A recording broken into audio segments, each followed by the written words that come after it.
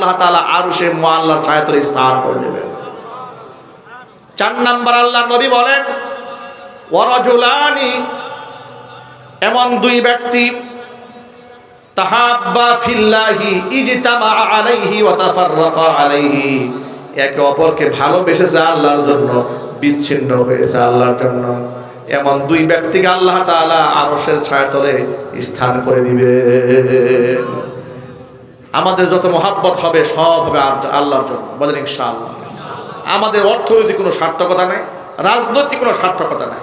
আমরা কাউকে ভালোবাসবো আল্লাহর জন্য ভালোবাসবো, কাউকে কিছু দেব আল্লাহর জন্য দেব। কিছু প্রাপ্তির আশায় কারোর জন্য কিছু করবেন না। যদি প্রাপ্তির আশা করেন তাহলে আপনি হতাশ হবেন, নিরাশ হবেন, কারণ বিপদে যাকেই সাহায্য করবেন সবার আগে বড় বাসটা উনি আপনার দেবে, ঠিক কিনা? এই জন্য প্রাপ্তির আশাবাদ দিয়ে যান। প্রাপ্তি কার কাছে?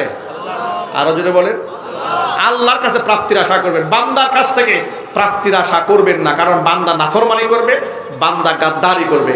আল্লাহ পাক আমাকে নিয়ামত দিয়ে ভরপুর করে দিবেন, সুতরাং নিয়ামতের শুকরিয়া করব আল্লাহর, আর সমস্ত প্রাপ্তি আশা করব কার কাছ থেকে?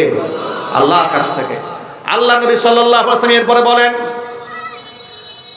আল্লাহর হাবিব বলেন রাজুলুন তাসাদ্দাকা বিয়ামিনিহি হাত্তা লা তা'লামা শিমালুহু মা তুনফিকু ইয়ামিনু, ব্যক্তি ডান হাতে খরচ করে বাম হাত টের পায় না, এমন দানশীল ব্যক্তিকে আল্লাহ আরশে মুআল্লার ছায়াতলে স্থান দিবেন।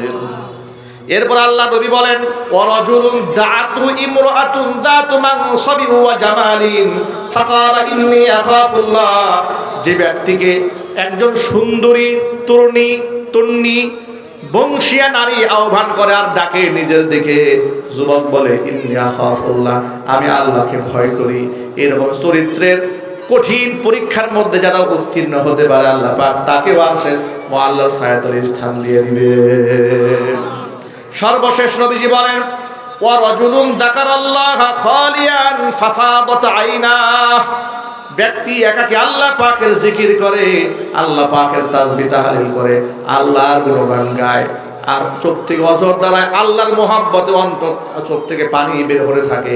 নবীজি বলেন আল্লাহর মহাব্বতে আল্লাহর ভয়ে অন্তর থেকে এত বেশি কান্না আসে, চোখ দিয়ে অঝর দ্বারাই পানি পড়ে, ওই ব্যক্তিকে আল্লাহ তাআলা আরশে মুআল্লার ছায়াতলে স্থান করে দিবে। আমরা কি একাকিত্বে মহান রবকে ডাকতে পারবো না ভাই? ইনশাআল্লাহ। আমরা আল্লাহর খুশির জন্য দান করতে পারবো তো ইনশাআল্লাহ। আল্লাহ যেন কবুল করে, জোরে কোন আমিন।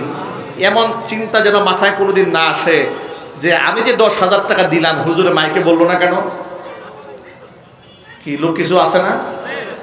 100 টাকা দিয়েছে, তার গরম, মাইকের নাম কেন ঘোষণা করা হয় নাই, হুজুর সাথে রাগারাগি শুরু করছে। কি ইমাম সাহেব, ব্যাপারটা কি? আমার দান কি দান না? আমি যে 100 টাকা দিয়েছি, মাইকের নামটা তো আসলো না।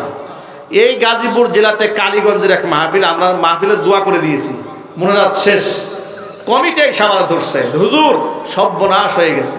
কি সর্বনাশ হয়েছে? তা আমাদের এলাকার একটা রেওয়াজ আছে। কি রেওয়াজ? যারা মাহফিলে দান করেছে সবার নামের তালিকা মাইকে ঘোষণা করতে হয়। আমি বললাম যদি না করা হয় তো কি হবে? তাহলে কমিটির কাছে এরা টাকা কালকে ফেরত নেবে। কি দানের অবস্থা দেখছেন? তাহলে আপনি বলেন এই দানটা কি আল্লাহর জন্য হয়েছে? আল্লাহ রাসূল বলেছেন মান তাসাদ্দাকা ইউরাইন নাস ফাকাদ আশরাকা, যেই ব্যক্তি মানুষকে দেখাবার জন্য দান করেছে সে আল্লাহর সাথে শিরিক করেছে। মান সাল্লা ইউরাইন নাস ফাকাদ আশরাকা, যেই ব্যক্তি মানুষকে দেখাবার জন্য নামাজ পড়েছে সেই ব্যক্তি শিরিক করেছে। আল্লাহ পাক মানুষকে দেখানোর কার্যক্রম থেকে রিয়া, সুমা, মানুষ আমাকে বড় বলবে, মানুষ আমাকে দানশীল বলবে, মানুষ আমাকে মহান বলবে, মহান ব্যক্তিত্ব বলবে, হাতেম তাই বলবে, এই ধরনের চিন্তা মাথা থেকে ঝেড়ে ফেলুন। আল্লাহ রাব্বুল আলামিন আমাদের সকলকে কবুল করেন, মঞ্জুর করেন, জোরে করেন আমিন। প্রিয় ভাইরা, আমার পরে